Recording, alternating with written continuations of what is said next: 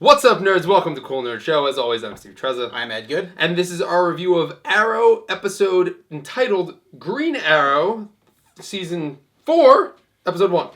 So, as I said before in our past reviews and reviews for this season, if you haven't watched any yet, we're doing things a little bit differently this time. We're going to talk about the good, what we liked, the bad, what we didn't like, and give our predictions of what's to come in the coming episode or the rest of the season. So let's get started.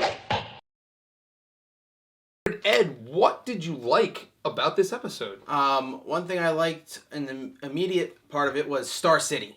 You know, we have the name of our city. It's not Starling anymore. Boom, Star City. It's what it's supposed to be.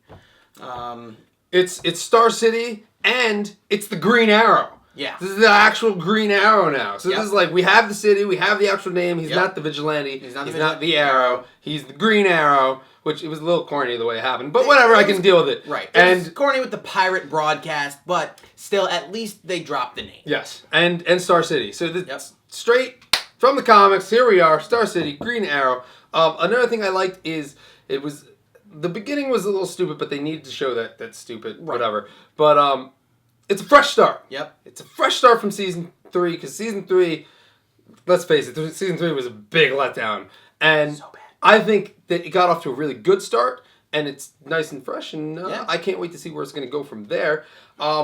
Getting more into the episode, we jump right into it with Diggle in costume. Oh my gosh, absolutely.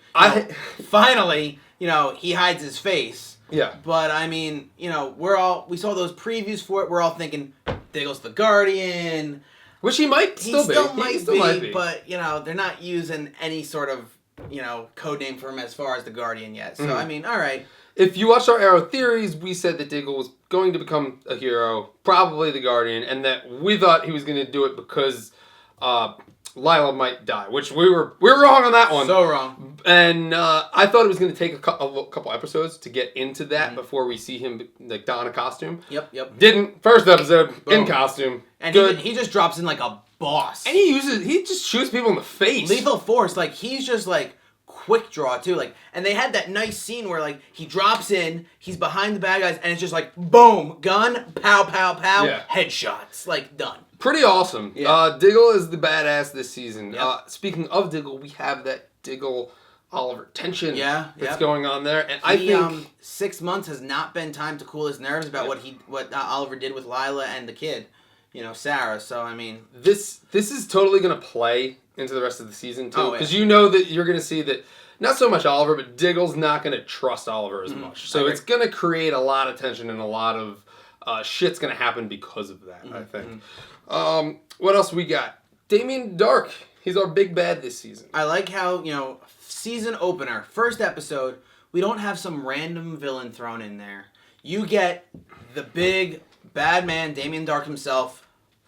He's going to be the main villain for the entire season, is what I'm thinking. And that's what it looks like. We get him straight up. Yeah, it was not villain of the week. It was not. Which is, as I said in the S04E01 review, that's great. We like not villain of the week. Now, we know that they are going to have villain of the week. Of course they will. We've already seen Anarchy and stuff like that. We know they're going to have it, but I think it was a good, strong opener way of opening the season when you had a week closing to last season. Yes, and he's very mysterious too. Yes. We don't really know much about him.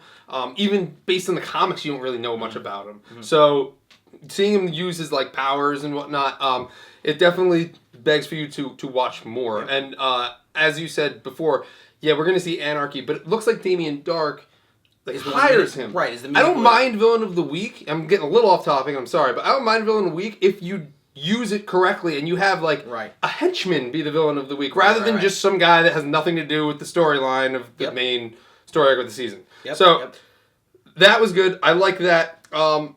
I think Stephen Amell also, we get the flashbacks, and the flashbacks sometimes are, I think Amell does a really good job of acting, and I know I've picked this up before, but I've never actually said it. He does a really good job of portraying Arrow now and Arrow 5 years ago. Yes. He even, his voice is different, He has a very wide acting range. Yeah, so it's great. Sometimes his acting is a little meh, but I think that what he does between the two, it's just two different characters, basically, and he does a really good job with that. Yeah, I agree. And the last thing we liked, Lance, a bad guy? Yeah. I mean, that was a definite interesting turn. You know, it plays out because when we first see Damien Dark, you know, he's going to the main character, you know, to the leaders of the city and basically telling them, well, you're all dead. And Lance kind of stops him. Lance, you know, you think he's using his brain. And now at this point, we know that, like, he's trying to, like, you know, make a deal with the devil. He's struck a deal with him, You know, so, one thing I did want to add was the, that end scene where you do a flash forward to, what was it, 5 months later or something? 6 months later. 6 months later. Which should put us at the season finale. Right before the season finale, probably. I'm sure they'll show that again. Yes, and, I loved that. That set up such an epic feel. Flash forward. Whoa. Kristen was in it. Because he was in it. He was in it. But it was such a tease, and that's the kind of tease you need at the beginning of this season. It gets you excited to watch more episodes. Yep. All right, so enough of the good. Let's talk about the bad. Mm-hmm. What didn't we like about this episode? Let's start out with some bad humor. You have failed the humor of this show. Yes. Because you failed with that omelet joke. Felicity Smoke. Mm-hmm. You have failed this omelet. Really? That omelet joke was terrible. It was bad. I think everyone groaned and shook their head when they heard the omelet Plus joke. the fact that, you know, what's Oliver's favorite pastime as he's the home husband, he likes to cook. Yeah. One thing I didn't also like, we did get a lot of whiny Oliver, and I hate whiny Oliver. Go back to season 1. He didn't whine at all, basically. Season 2, he started. Season 3 was awful, because it was the whole season. And he did a lot in this episode, but whatever. I thought the episode was still good, so I can look past it. So I feel like that's, to do a real serious throwback here, that's CW's writing. Yeah. Because if you watch, if anybody ever watched Smallville years ago, that, you know, again, that happened with Clark Kent's character in Smallville. You know, he started off strong and then just whiny through the rest of the season, and it killed the show. It's terrible. So, I mean, I feel like that's CW's writing. All right, so what else? Another thing I didn't like was the train. I believe at the train station, Thea and Laurel come in, and they got to work on their superhero everything. Yeah, Thea's voice. Thea's superhero voice is awful.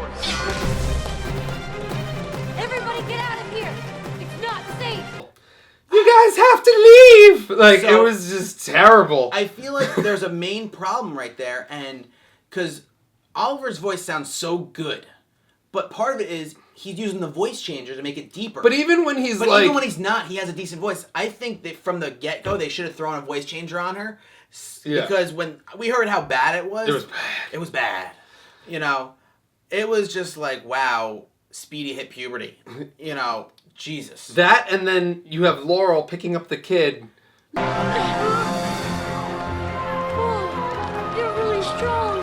Go. You're so strong. You're really strong. It really felt like, you know, gee, mister. Yeah. Gee, man. It was pretty bad. We can do it. We could have done without that scene. Oh my God. They could have put something else in there. Yeah. It was just bad. I kind of shook my head and groaned on that one. Yeah. I feel like that whole train scene, the production value was low too. Because right when you have Thea shoot that arrow, you got this little smoke cloud going up from the arrow. She delivers her terrible superhero voice. And they're like, okay, smoke. And then you cut to Captain Lance coming in, or Detective Lance, and there's no... You can't see anything. There's smoke everywhere. Not to mention, you shoot a smoke arrow and tell everyone to leave. No one's going to be able to leave the train station. Yeah, and then you have the kid fall over. Like I know where they're going. Yeah, it was just... It was terrible. And then, you know, okay, you have the good little fight scene on the train, but then they're like, how do we stop this train full of explosives? Blow it up. They both jump off the train. Boom! The whole train blows up, but the CGI for this, you know, explosion was just bad. I can look past it. I mean, again, this is me being nitpicky on it, but I just feel like, you know, that's where they kind of swept a little bit of the budget under the rug, was there. So that was what I was upset with that. All right, but outside of that, and that's not really a lot. Right. That's what we didn't like about the episode. Mm-hmm. Let's get into the prediction part of the episode. So, Ed, what do you think's going to come of this episode? Well, I think we're going to see a lot of Captain Lance becoming not villain, but like behind the scenes bad guy. I think he thinks he's doing good, Right? but he's not, and I think he's going to redeem himself, a la Darth Vader, Right. in the end of the absolutely season. agree. That's what I think is going to happen. But I also think though that we're only gonna have like to the mid-season. Maybe one of the stingers on the mid-season finale is Team Arrow finds out that Lance has been working with Dark. Yeah, that's true. You know, I feel like that's a long way away when you find out in the first episode that he's already gone dark side. Yeah, because now you're gonna have him, and he's gonna be questioning himself. Yep. And he's gonna keep doing it. But now he's like, I think he's got himself in too deep. Yep. So you're gonna get that going on, and yeah. So look for that to happen. Lance being the bad guy, but not necessarily a bad guy. Right. You know. So, Steve, what do you think about that final stinger scene 6 months later with the gravesite? Funeral, I think they want you to think it's Felicity. Okay. I don't think it's Felicity. Okay. But they want you to think it's Felicity. Mm-hmm. Don't think it can be Laurel. Don't think it can be Speedy. Just because I don't think that they're gonna kill Speedy, and I think that same thing with Laurel because she's too much of like the sidekick. What about Diggle?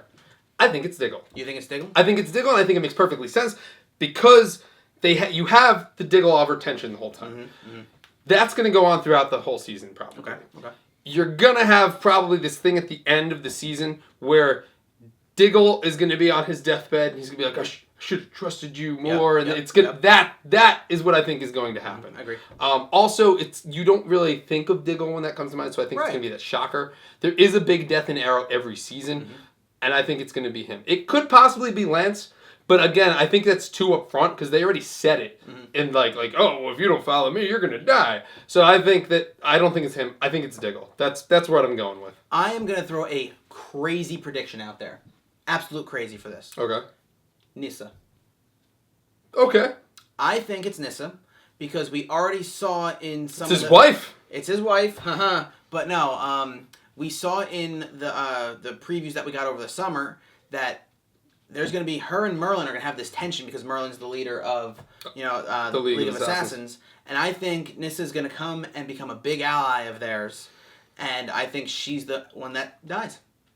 I can see it. Yeah. I can see it happening. So that's just my crazy prediction for this season. I'd kind of be a little let down if it's Nyssa, though, because she's not as big of a character. Not saying that I want the big characters to die, but like... But I feel like when they kill off a side character and try to make it like it's a big character, you kind of feel a little bit let down. Well, she might be a big character this season. That's true. She could rise, I guess. So, and then the last thing, our prediction, I think we've been predicting this since we last actually season. predicted it in the theories from last season is because Theo went through the Lazarus Pit and you saw it a little bit and they even touched upon it. I think it's just a given. Yeah. She's going to be something completely different. She's going to be a rage monster. Yeah, she's gonna lose her head. She's going to be having to deal with that throughout the season, I think. I think that's a given. So, that is what we liked, disliked, and what we thought of the episode. Ed, what would you give this episode for a grade? I would give this episode 1 to 10. 8. An 8? Yep. I'm gonna give it an 8 as well. Yeah. I was toying between, but yeah, I'm also giving it an 8. I liked it a lot, actually. I liked it a lot. I think it was a very solid episode. Very strong. And it might be because season 3 ended so low that I was surprised at how good it was. Yep, so, same here. Yes. All right, so solid 8. And let us know what you think about the episode. Check out all of our other reviews on our channel. Make sure you like, favorite, and subscribe, and we will see you on our other segments. For more nerd videos like this one, be sure to subscribe to our channel and follow us on social media.